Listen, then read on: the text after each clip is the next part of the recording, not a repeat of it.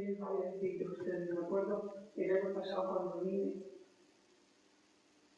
me sentía como Pablo delante de los corintios, creo que era temblando. ¿Qué les voy yo a decir a estas esposas del Señor? Bueno, pero como es la voluntad de Dios, yo tengo permiso de mis superiores, pues adelante. Dios hará el resto.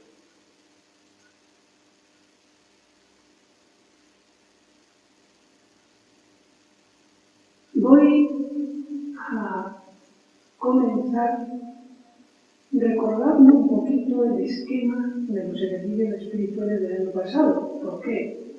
Porque voy a cambiar el esquema. Voy a predicar unos ejercicios distintos. Sería muy fácil para mí repetir lo del año pasado. Yo tengo ya los apuntes, tengo los ejemplos escogidos, nada más que otra vez los saco. Y a lo mejor algunas no se acordarán de muchas cosas. Y tengo más tiempo libre, pero es que ustedes merecen mucho más. Por eso, sabiendo que los ejercicios del año pasado en la mayoría están grabados, para quien los quiera escuchar otra vez, quería ofrecerles variedad, aunque las cosas fundamentales siempre van a salir, aunque sean combinadas de otra manera. Pero como voy a ofrecer esa variedad, un esquema distinto, que ahora les diré después, quería recordar por lo menos, aunque sea 5 minutos, el esquema del año pasado, porque me pareció muy interesante, más basado que esta vez en los ejercicios de San Ignacio. Lo tengo acá. Después de una conferencia introductoria, di 5 conferencias sobre la oración. Me pareció un tema fundamental. Ya no voy a otra vez insistir tanto en lo mismo, entrar en materia más directamente. Después hablé en otra conferencia del plan de ejercicios de San Ignacio, en resumido, aquello que decía del poder legislativo, del poder ejecutivo, del voluntímetro, de los exámenes particulares. Después hablé en 2 conferencias sobre la pasión de Cristo. Después de la devoción al corazón de Cristo y al Inmaculado Corazón de María. Después empecé a hablar del armamento espiritual que el Señor nos ha dotado en este mundo de guerra, por eso se llama la Iglesia militante, para hacernos paso a través de los enemigos del alma y llegar a la patria celestial con la ayuda de Dios. Primero era la gracia santificante. Después vino conferencia sobre la necesidad de aspirar a la santidad, sobre todo en los religiosos. Y también una explicación resumida de los consejos evangélicos. Después hablé del fundamento de todas las virtudes, que es la humildad. Y justo en esta virtud yo quería insistir más en estos ejercicios de principios de año. La humildad. Porque si conseguimos la humildad, lo conseguimos todo. Si no conseguimos la humildad, no conseguiremos nada. Seamos humildes y Dios hará el resto. Y rapidísimo. Siempre que se conserve la humildad. Por eso decía San Agustín, si me preguntan sobre el fundamento del cristianismo, la humildad. Y segundo, la humildad. Y tercero, la humildad. Y si me preguntan 100 veces lo mismo, diré otra vez la humildad.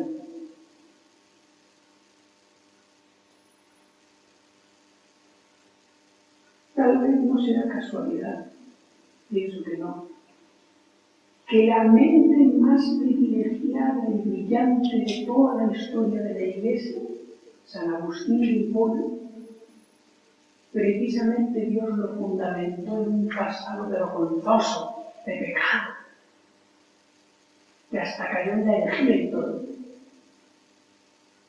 para que después, con esas obras maravillosas que han iluminado a toda la cristiandad hasta hoy, Él no se ensoberbezca.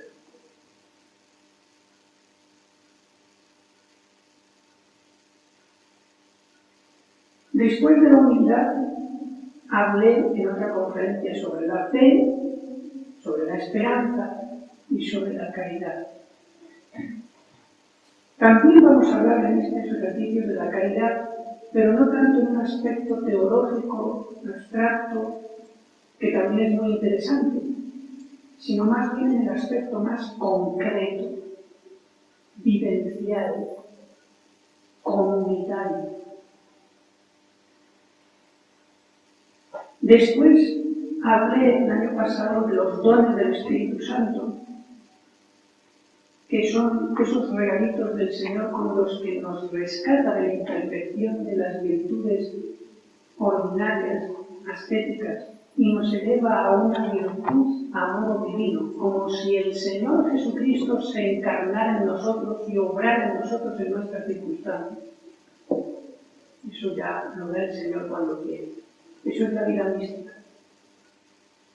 Después hablamos del gran doctor de la Iglesia, San Juan de la Cruz y su sistema místico. Y finalmente, el último día, hablamos de la purificación activa, la penitencia, la mortificación, y las purificaciones pasivas, de las cuales sobre todo nos habló el mismo santo, la noche del sentido y la noche del espíritu como pasos para llegar a la unión perfecta con Dios en este mundo.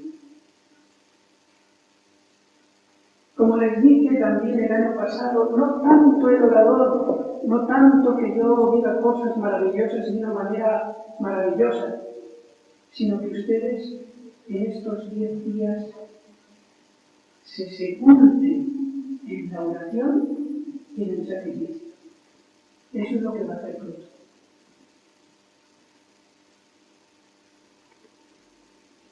¿Y de qué le voy a hablar entonces en estos 10 días siguientes? El esquema va a ser, primero, las 7 peticiones del Padre Nuestro.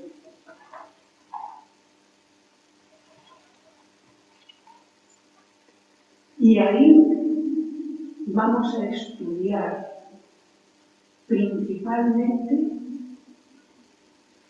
quién es Dios y cómo me tengo que dirigir a Él. Y segundo, después de terminar el Padre Nuestro, vamos a meditar las 7 palabras del Señor en el Monte Calvario. Y sobre todo, como dije antes, insistiendo en estudiar esa virtud de la unidad. Primero, para que aprendamos algo que el mundo está olvidando, que el mundo, incluso en el ámbito eclesiástico, está tergiversando y con mucho daño de las almas, que es la humildad para con Dios. Eso lo veremos mañana.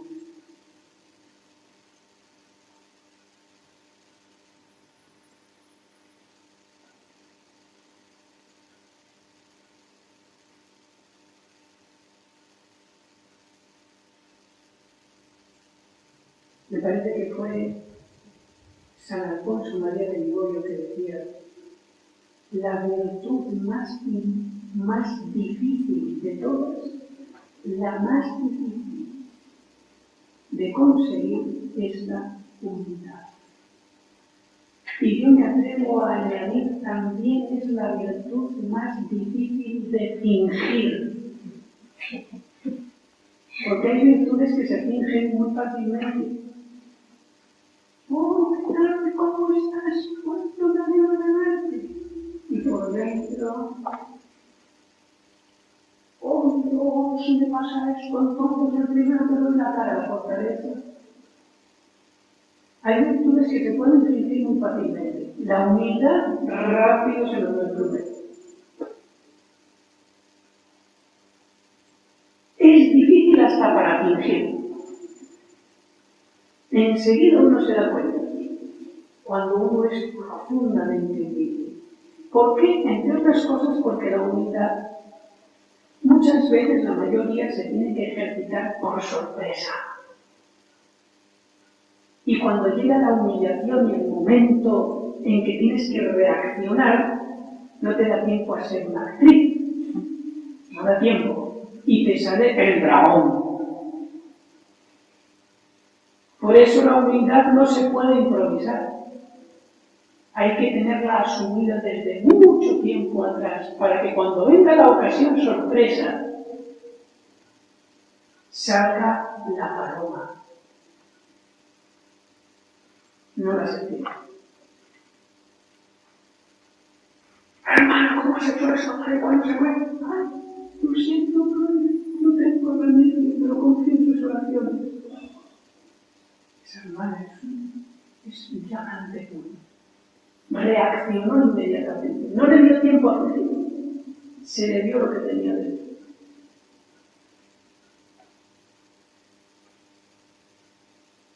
Y fíjense que la humildad es una virtud que crece más entre las espinas, los abrojos, en el ambiente difícil, donde más la hace trabajar. Cuanto más abono, más humildad. Si yo estuviera en un convento o en una, diríamos, en una comunidad donde uno es Francisco de Sales, el otro es Ponderma, el otro es San Luis Gonzaga, el superior magnífico, San Ignacio de Loyola. Humildad, ¿cuándo la voy a practicar? Si todo es dulzura. Yo haré practicar la humildad a los demás. Ya iremos estudiando todo esto, pero más exhaustivamente. Fíjense que cuando la Virgen dice me magnifica, porque ha mirado la pureza de mi alma, no. La grandeza de mi alma, no. La castidad de mi alma, no. La humillación. Si no, si la Virgen no hubiera sido humilde por un imposible, Dios no hubiera hecho esas cosas bien. No hubiera podido.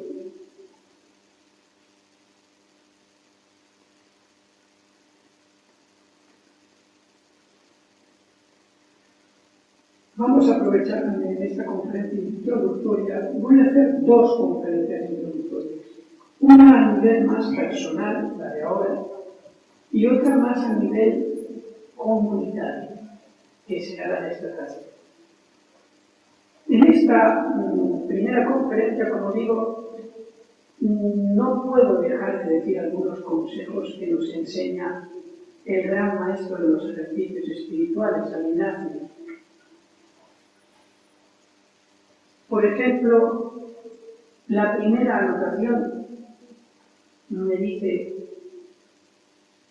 no la leo toda entera porque si no se me va el tiempo, ejercicios espirituales, es decir, todo modo de preparar y disponer el ánima para quitar de sí todas las afecciones desordenadas y después de quitadas para buscar y hallar la voluntad divina. Para eso son los ejercicios. Primera anotación de San Ignacio. Purificar todos esos lazos que me tienden el mundo, el diablo y yo, que soy la carne, irmelos cortando y quitando como una operación quirúrgica espiritual para hallar lo que Dios quiere de mí, dentro de la vocación que ya les ha dado, que es carmelita. De ti quiero que quites esto, y de ti quiero que pongas esto. Pero para eso, para ver, hay que quitarse las cataratas de esos prejuicios, de esas afecciones desordenadas. Hay que irlo quitando. Y para quitarlo hay que descubrirlo. Y una vez descubierto, obviarlo.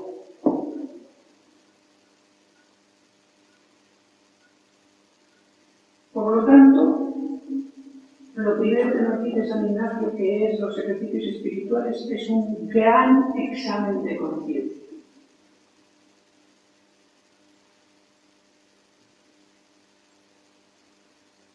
Entre los muchos defectos que podemos tener, hay que considerar dos clases de apegarse el defecto al corazón humano. Y hay que descubrir eso también. Una cosa es ser pecador y otra cosa es ser corrupto. Esta palabra corrupto asusta.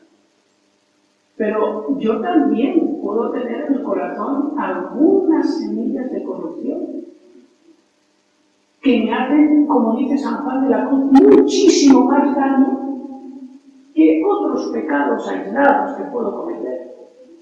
Dice San Juan de la Cruz que hace muchísimo más daño al alma una imperfección asida y consentida habitualmente por la voluntad, y eso es un pelín de corrupción, tanto que me impide ser santo. Pues hace eso mucho más daño que otros pecados veniales aislados en otros temas, sin que haya ese apego de la voluntad a decir yo de esto no lo veo. Pues hay que descubrir cuáles son esos lazos de corrupción. Que si no somos santos es porque los hay.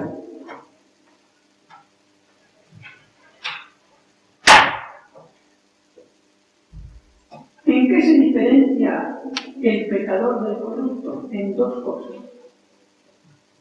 Primera, en cuanto al entendimiento, y segunda, en cuanto a la voluntad. En cuanto al entendimiento, el corrupto llama a lo bueno malo y a lo malo bueno.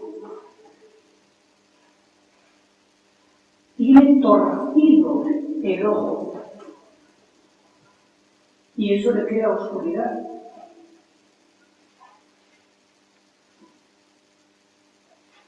Falta de ortodoxia en la espiritualidad puramente católica. Por ejemplo, el que diga, yo estoy seguro que aquí no hay eso, pero el que diga, eso de la penitencia corporal, ¿para qué? Dios quiere que disfrutemos del mundo, Dios ha hecho las cosas buenas, los quiero ver alegres, etc. Alguna vez lo habrán escuchado. Eso es un lazo de corrupción, pero bien gordo. Pueden haber algunos más minutos, más, diríamos, sutiles, incluso bajo capa de bien, como ángel de luz. Y la otra diferencia entre el corrupto y el pecador es, en cuanto a la voluntad, que el corrupto, fíjense bien, solamente admite cómplices. No quiere alrededor de él ni indiferentes, ni mucho menos contrarios. Quiere cómplices. Y cuando ve que el que tiene claro no es cómplice de su corrupción, entonces lo ataca, lo odia, le tiene rencor, le hace la guerra. Vamos a tomar el ejemplo de antes. Imagínense el tema de la penitencia corporal. Que uno ve que no es necesario hacer ninguna penitencia corporal. Y cuando ve que el otro sí que la hace, por ejemplo, se quita de algún gustillo una comida o hace algún ayuno, como un ejemplo, enseguida interpreta al otro, dando a entender que lo hace por vanidad, está loco, y murmura contra él. Esto, digo, aquí no pasará, sino más bien es un ejemplo para que entiendan, ¿no? Los ejemplos se ponen de cosas buenas, en el mundo sí que pasa. En el mundo una persona ve que el otro está haciendo penitencia corporal y dice, está loco. Y se ríe de él. Y lo ataca. Y le hace, como dicen hoy día en una palabra vulgar, que yo aprendí hace poco, le hacen bullying. No sé si han escuchado alguna vez eso. Bullying. Y se pone con nosotros así, hasta que el pobre chico ya deja de hacer penitencia.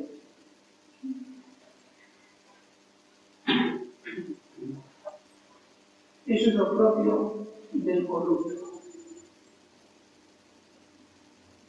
¿Por qué? Porque la verdad de esa persona me convence en el fondo del corazón, aunque esté corrupto me convence. Y ese convencimiento que me llama a la conversión, lo odio con toda mi alma. Y quiero hundirlo y machacarlo porque me hace sentir mal. Y por eso la respuesta es la violencia.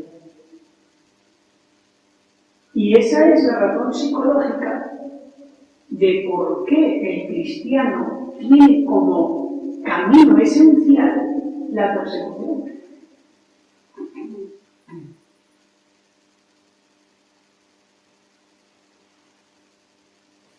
Y si ustedes son fieles, les van a perseguir. Eso lo vamos a ver en la segunda conferencia esta tarde. Como a nivel comunitario, si ustedes son fieles, van a sufrir persecución.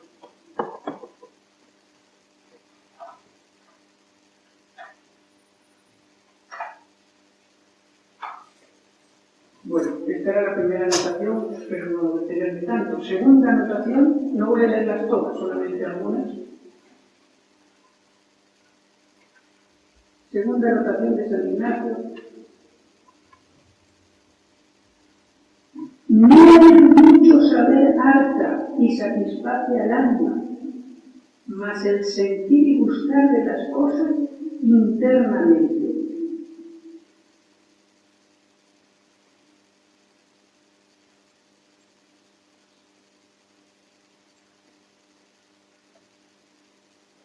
Por eso, el mismo San Ignacio,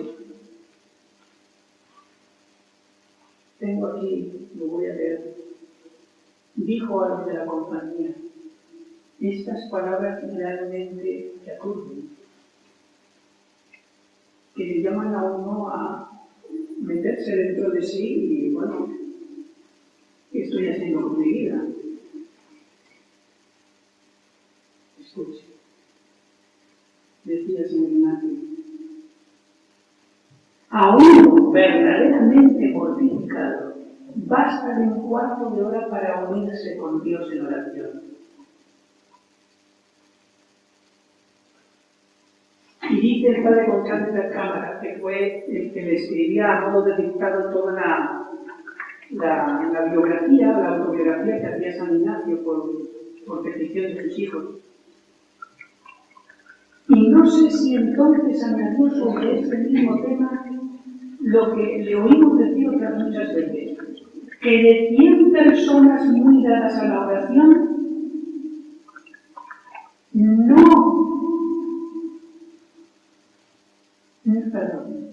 que de 100 personas muy dadas a la oración, 90 serían ilusas.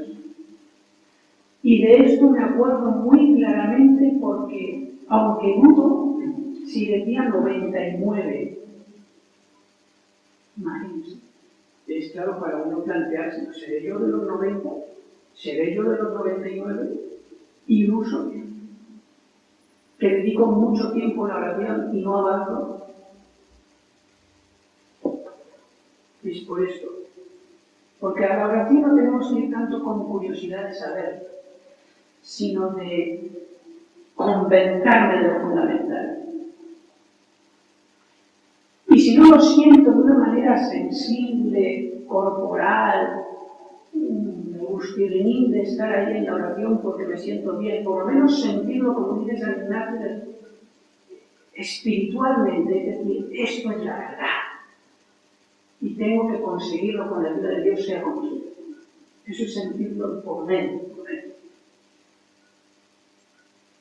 No hay mucho saber y satisfacerán, más el sentir y buscar de las cosas internamente.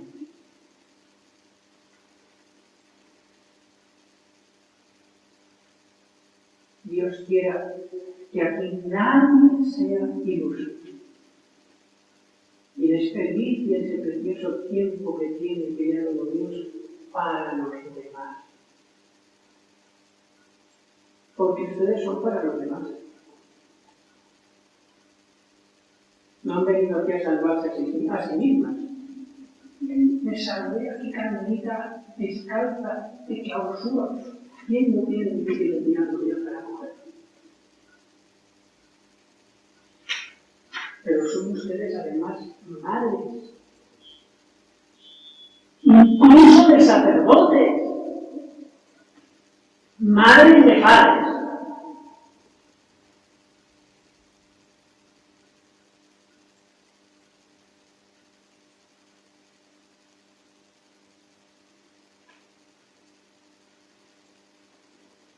Otra anotación es la quinta.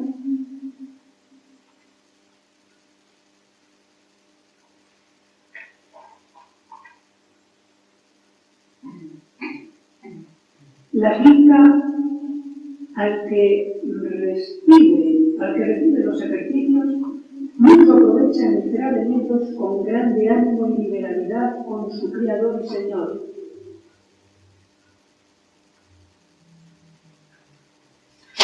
Aquello que dicen los salmos: oh Dios, tú eres mi Dios, por ti madrugo, mi alma está sedienta de ti, mi carne tiene ansia de ti, agostada sin agua. Y en otro lugar, en otro salmo: como busca la tierra corrientes de agua, así mi alma te busca a ti, Dios mío. ¿Quién es el de Dios, del Dios vivo? ¿Cuándo entraré a ver el rostro de Dios? Esa sed, que aunque no la sienta, la pido al Señor insistentemente. Y eso ya es tener sed. El pedirla, aunque no la sienta. Y con ese ánimo entrar en los ejercicios para aprovechar mucho. Fíjense lo que les digo. Como si fuera para prepararse a morir. Si les dijera el Señor desde el sagrario internamente: hija mía, prepárate, porque cuando acaben los ejercicios me digo tu alma. ¡Oh! ¡Qué ejercicios harían! Los mejores de su vida. Claro, para mi alma sí, para mi alma. Para esos pobres que están a punto de morirse en pecado mortal, ¿acaso yo soy el guardián de mi hermano? Pero para mi alma, bueno, si me dice que dentro de 8 días o 10 días yo me muero,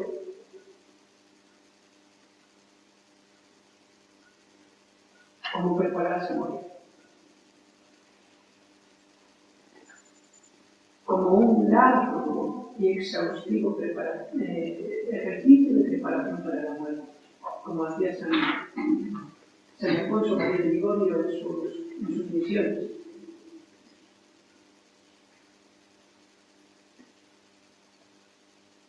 Y el que no sienta este estas ganas de aprovecharse como si fuera la última vez, que lo pida y Dios se lo dará.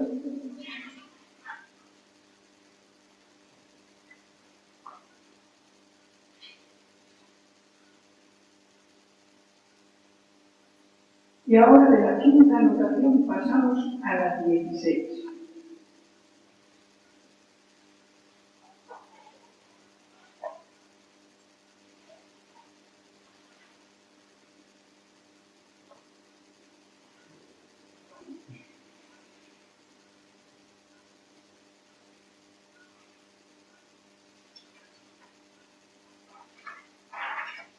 Esta no la tengo subrayada, así que la leo toda. La 16ª, para lo cual es a saber, para que el Criador y Señor obre más ciertamente en su criatura. Si por ventura la cara misma está afectada y inclinada a una cosa desordenadamente, muy conveniente es moverse poniendo todas sus fuerzas para venir al contrario de lo que está mal afectado. Así como si está afectada para buscar y hacer un oficio o beneficio, o por el honor o por la gloria de Dios y la gloria de Dios nuestro Señor, ni por la salud espiritual de las ánimas, mas por sus propios provechos y intereses temporales. Debe afectarse al contrario, instando en oraciones y otros ejercicios espirituales y pidiendo a Dios nuestro Señor el contrario, es a saber, que ni quiere él tal oficio o beneficio ni otra cosa alguna. Bien, ¿saben cómo nosotros podemos detectar esos lazos invisibles, esos apegos desordenados? Por las distracciones. Cuando tienes una distracción, capta por qué tienes esa distracción espontánea, sin buscarla. Por eso es distracción, porque no la buscas. Por ejemplo, si uno de repente se distrae, está en la oración o lavando platos, lo que sea, y sin buscarlo, me viene a la mente pues que estoy cantando en el coro, tocando con el órgano, lo hago fenomenal. Y te pones a pensar, ¿por qué esto me ha venido espontáneamente, sin irlo yo a buscar? ¿No será tal vez que estoy deseando aprender órgano para ser tenida en cuenta? ¿Con falta de pureza de atención?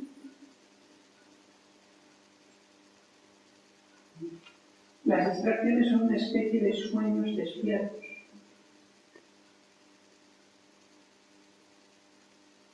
Y así, con todas las distracciones, podemos sacar un conocimiento grande de lo que hay en el interior nuestro. Y que si no nos paramos a examinarnos, no lo vemos nunca. Y somos como esclavos de ese subconsciente que nos hace reaccionar a todo lo que nos viene por delante sin saber por qué. Conócete a ti mismo.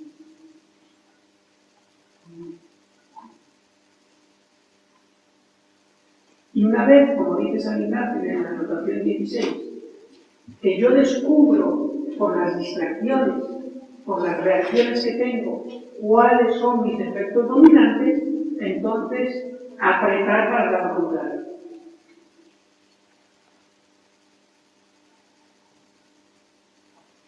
Recuerdo ahora un ejemplo de Santa Teresita del Niño Jesús, que ya desde niña tenía unos detalles y unas sutilezas de amor a Dios impresionantes, desde muy niña. Y recuerda ella que, estando en casa con sus hermanas, su papá le ofreció a Celina y a ella el aprender a dibujar. Y Celina, pues muy bien, sí, quería aprender a dibujar, quería recibir esas clases.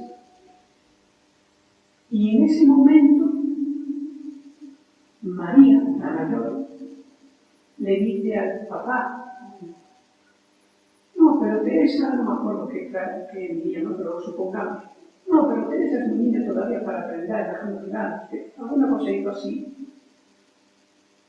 Y Teresa recuerda ya de mayor que siendo niña sintió una ansia muy grande de querer aprender dibujo y que por mortificación no dijo nada en ese momento para que le enseñaran esas clases. Bastaría que hubiera dicho algo para que su papá también le diera las clases a él.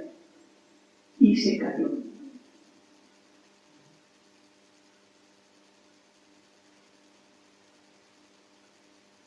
Ya desde pequeñita, antes de que hiciera los ejercicios espirituales, Santa Teresita, ayer con Vincete Ipsum, y iba con su rosario ahí de perlas pasándolas como una gigante.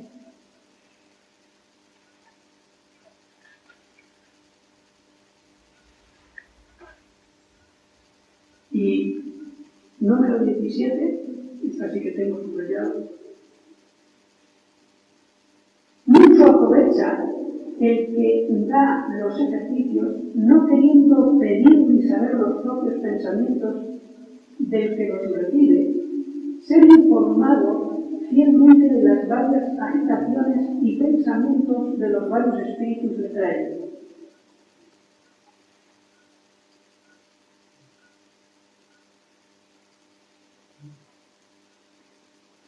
¿Por qué traigo este número 17?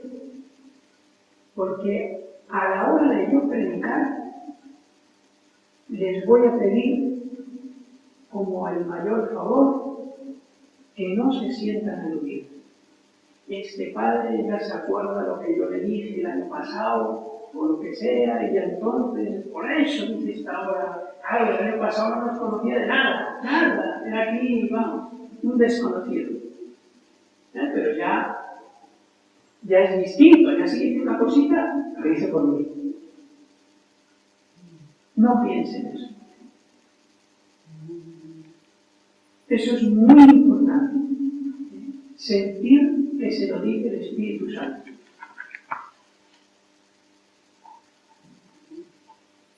Y última anotación, número 21. Y además no voy a tener ninguna intención de decirlo por esta o por aquella, ninguna. Y número 21, la anotación más importante de todas, que resumen para qué y por qué los ejercicios espirituales.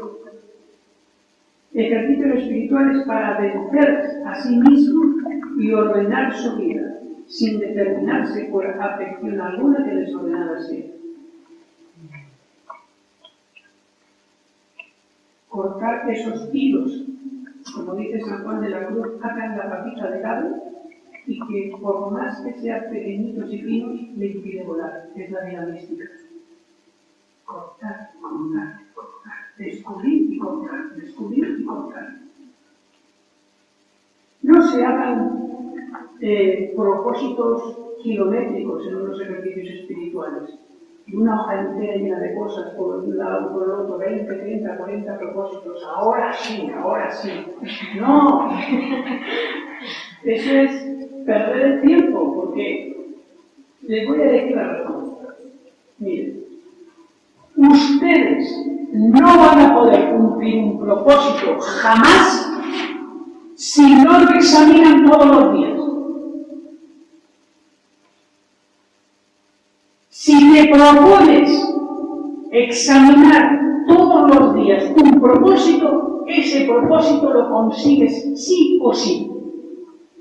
Seguro. Pero si te haces un propósito y no lo examinas, al cabo de 3 o 4 días se acabó. Murió el propósito. La manera de mantenerlo vivo, aunque sea empezando perdiendo, acabarás ganando. Examinarlo todos los días.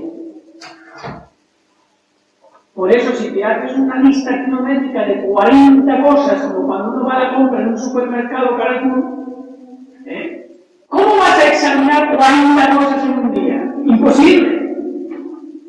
Imposible. No puedes hacer nada. Te llama la superiora, madre, es que estoy todavía por el cuarto de la hoja del protocolo examinando. Imposible. Ponte 2, 3, 4, más o menos, poquitos. Los que tú veas que sean el defecto dominante. Y uno con ellos, todos los días examinar. Aunque sean 2 minutitos cada uno. ¿Cómo va este tema con la obediencia? ¿Cómo va este tema con la diligencia? ¿Cómo va este tema con la hermana X que me cae mal? Cosas muy concretas. No te pongas el propósito súper abstracto de ser mejor. No, tienen que ser cosas con color, concreto. Y examinarlo todos los días, que es lo que hacen los grandes negociantes. Evalúan y se ponen metas. Y San Ignacio no excusaba de este examen particular ni a los enfermos, a no ser que fuera una enfermedad que te ponga en coma o que te saque fuera la cabeza, prácticamente un esquizofrénico, persona que ya no está en sí. Pero aunque te duela mucho la barriga o la pierna, lo que sea, nunca dejar el examen particular. Todos los días. Y yo les aseguro que en un año lo consiguen.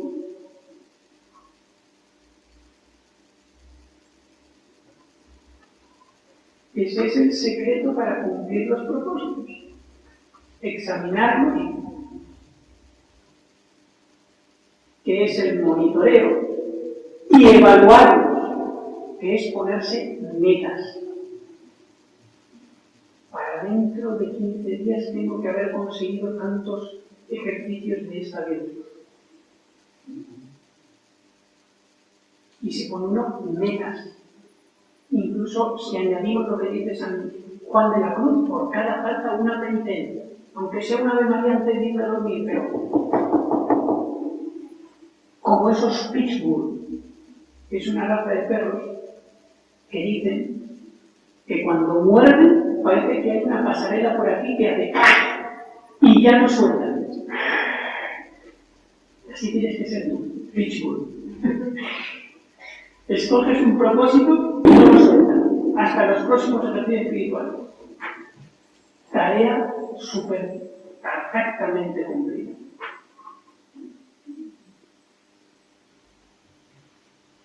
Todos necesitamos de reforma. Pues bien, decía San Ignacio, esto ya paso a otro punto de introducción a los ejercicios, que son cosas que ustedes ya saben. Me va a ser prácticamente imposible decir cosas que ustedes no sepan, o muy difícil. Pero ayuda mucho a recordar, sacarlas del baúl.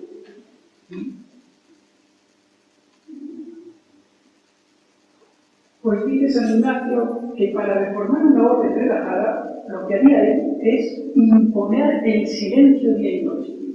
Y cualquier religión relajada, por más que lleve siglos más, si los monjes cumplen eso, el silencio, se va, digamos, se refervoriza la religión. Yo no me refiero a nivel comunitario, porque tengo un buen concepto de ustedes, sino más me refiero a nivel personal. Todos tenemos un porcentaje de relajación en nuestro corazoncito, todos.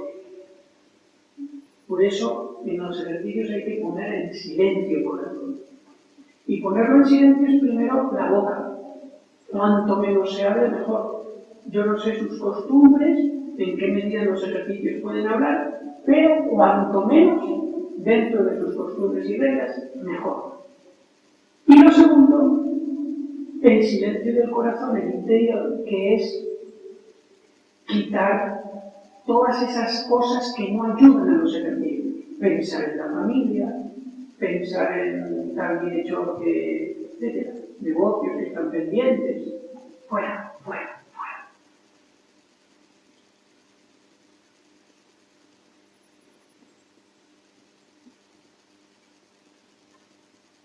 De tal manera que en el silencio solamente queda una melodía, una música. Solo desear la voluntad de Dios y solo temer el pecado. Eso es la vida espiritual más sencilla que puedan ustedes entender. Hay 4 pasiones principales, dice San Juan de la Cruz. Deseo, solo deseo la voluntad de Dios. Gozo, solo me gozo en la voluntad de Dios. Temor, solo temo no cumplir la voluntad de Dios. Y tristeza, solo me entristezco de no haber cumplido la voluntad de Dios. Ahí seremos como satélites alrededor del centro que es Jesús, en vez de ser egocéntricos. Ese es el silencio que tenemos que tener ya en estos ejercicios espirituales. Todo lo demás que sea temer, que no sea el pecado, o desear que no sea la voluntad de Dios, fuera, fuera, fuera, fuera. Es ser un parlanchín en el interior. Fuera, para quedar bien, tengo los labios pegaditos, pero por dentro estoy continuamente en recreo con mis pasiones. No puedo ver. Esto cuesta. Pero si luchamos, por lo menos ya conseguiremos quitarnos el apego a eso. Y Dios hará el resto. Si yo lucho, Dios hará el resto. Yo no puedo vencer por mí mismo, pero está en mi libertad que yo empiece a luchar. Todo lo demás lo hace Dios.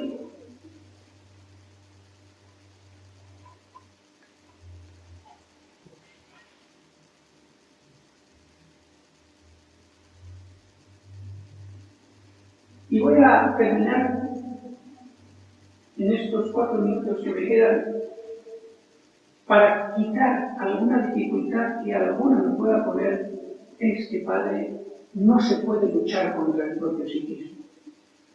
Yo tengo un carácter, yo tengo unas cosas, unos lo que sea. Es que no puedo, Padre. Miren los ejemplos que les voy a poner. Primero, creo que ya está canonizado San Pedro Pablo, uno de los compañeros de San Ignacio, fundadores de la Compañía de Jesús. San Pedro Pablo, el primero que se ordenó sacerdote. Escuchen.